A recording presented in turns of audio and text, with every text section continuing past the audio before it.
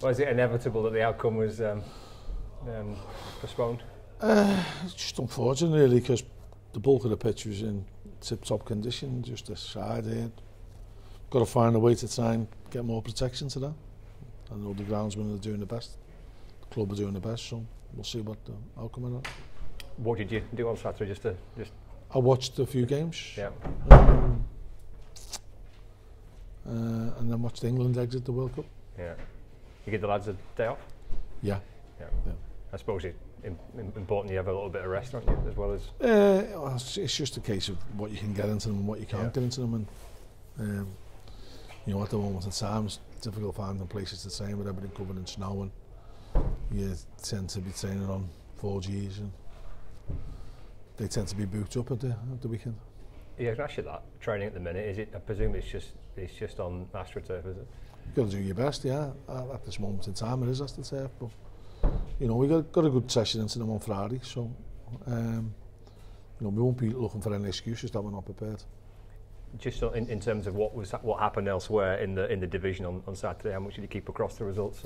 Every one of them. It was one of them. Could have been worse, could have been better, but you know, I think if you look at the teams below us, I think it was 1 win, 1 loss and 2 draws, so probably standard for the day. Yeah, bit of a dogfight down there, isn't it? It is, yeah, and you know, we still don't feel as though we're clear from it, and we've got to try and get as many points on the board as we can. I spoke to Jimmy Bell the other week. Came into the studio on the Monday night, and I said, "Have you started to turn the corner a little bit?" It was on the back of on the back of a few decent results. He said, "Not quite yet." He didn't think. What do you reckon? Well, it depends on what you mean by turning the corner. And it depends on how big the corner is. There's definitely been an improvement in our attitude towards the game, our attitude towards work rate. We've been playing better, been defending better. So that's a start. But you can't get carried away. You know, we went on a good run where we won a few cup games on the spin. I think we won 3 on the spin. And we had a league game in between that. So that bodes well for confidence. I think it was 4 consecutive wins. And we have been playing well. You know, I thought we played well against Oxford. And teams know they're in a game when they play against us. So we've got to keep doing that, and hopefully then you will turn the corner in that you'll pick up more wins in the league. You mentioned this kind of meeting after the Fleetwood game. It's clearly had an effect, hasn't it? Well, it looks to have, but you know, football at this stage is very much, you know, it's over the season, and you've got to keep up them standards and try and go past them standards. And that's the secret. It's not trying to achieve what you've just done. It's trying to get better and better and better. And we've got to be trying to improve. You mentioned the run of results that you had with some cup wins in there. It goes to show potentially just how important cups can be.